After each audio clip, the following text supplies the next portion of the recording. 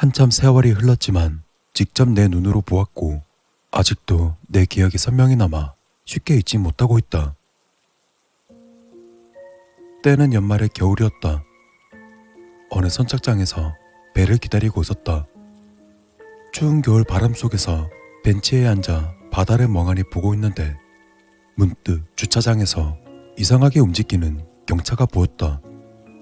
주차 구역에 차를 댔다가 바로 빠져나오기도 하고 주차장 안을 계속 빙빙 돌기도 한다.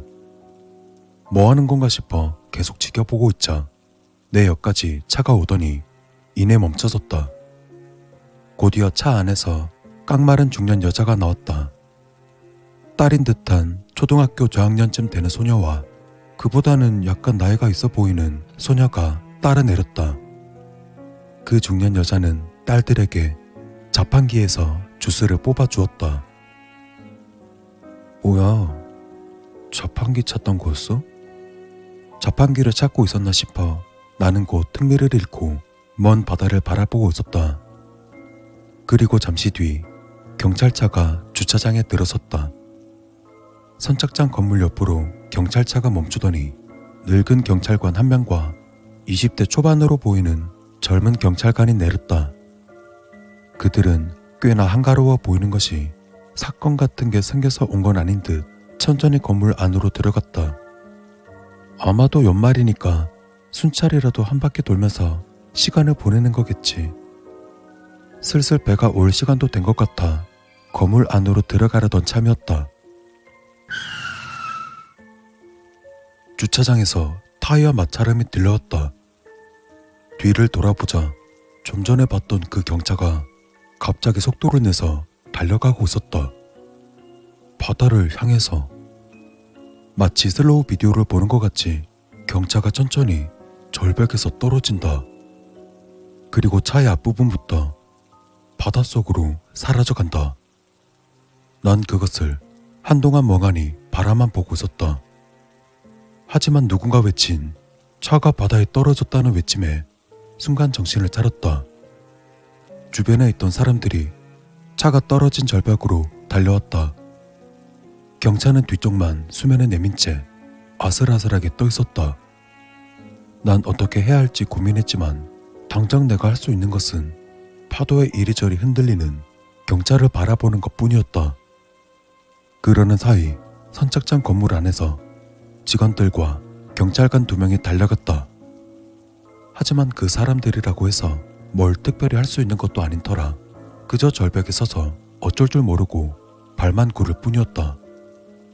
사람들 사이에선 답답함과 무력감이 가득 찬 긴장만이 흘렀다. 하지만 곧 젊은 경찰관이 웃옷을 벗었고 권총이 달린 벨트를 풀어 나이가 많은 경찰관에게 건넸다. 그리고 크게 숨을 한번 쉬더니 그대로 바다로 뛰어들었다. 수면에 닿아서 그런지 바닷속으로 잠시 사라졌던 경찰관은 수면에 떠오르자마자 천천히 가라앉고 있는 경찰을 향해 빠르게 헤엄쳐갔다. 주변에 있던 사람들은 경찰관에게 힘찬 응원을 보내고 있었다. 하지만 그 경찰관은 수영을 그리 잘하지 못하는 것인지 가끔씩 물에 잠기기도 하는 것이 상당히 위험해 보였다. 하지만 강한 의지력 덕인지 경찰까지 도착할 수 있었다. 그러다 차체에 손을 얹어 뒷유리 위로 뛰어 올랐다. 다행히 경차는 경찰관이 올라탔지만서도 수면 위에 떠 있었다. 절벽 위에선 사람들의 환호성이 울려 퍼지고 있었다.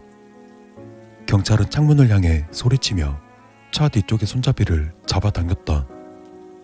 하지만 문은 열리지 않았다. 차가 물 위에 떠 있다면 차 안으로 아직 공기가 있을 텐데. 그렇게 생각하던 중 갑자기 경찰관이 주먹으로 창문을 내리치기 시작했다. 멀리서 보아도 경찰관의 주먹에서 피가 나 새빨갛게 물든 것이 보였다. 그럼에도 그의 주먹은 멈추지 않았지만 창문은 좀처럼 깨질 기미가 보이지 않는다.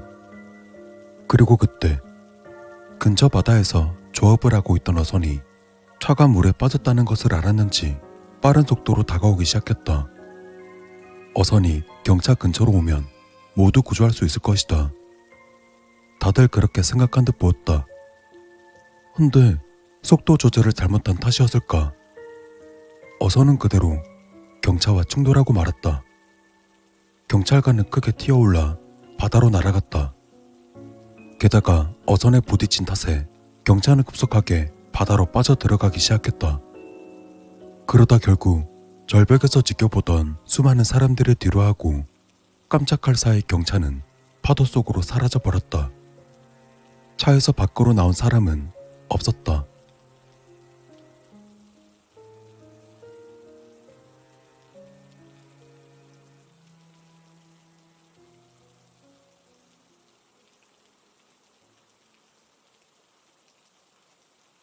잠시 뒤 어선에 구조된 경찰관이 선착장으로 왔다. 혼자 걷기도 힘들 정도로 지친 젊은 경찰관에게 모두가 박수를 보냈다. 나도 손이 아플 정도로 박수를 쳤다. 비록 구조할 순 없었지만 당신은 충분히 노력했다고 그렇게 말해주고 싶었다. 하지만 경찰관은 땅에 엎드리더니 큰 소리로 울기 시작했다. 그리고 말했다. 차 안에서 어머니가 아이들을 절대 놓아주지 않았습니다. 아이들을 놀면서 손을 내밀었는데 내가 할 수 있는 게 아무것도 없었습니다. 경찰관의 눈물 앞에서 어떤 누구도 말 한마디 하지 못했다. 그 여자는 남편이 바람을 피우자 인생을 비관한 나머지 딸들과 함께 신을 택했다고 한다. 지금도 그때 잠깐 보았던 아이들의 모습과 너무도 슬프게 울던 그 경찰관을 잊지 못한다.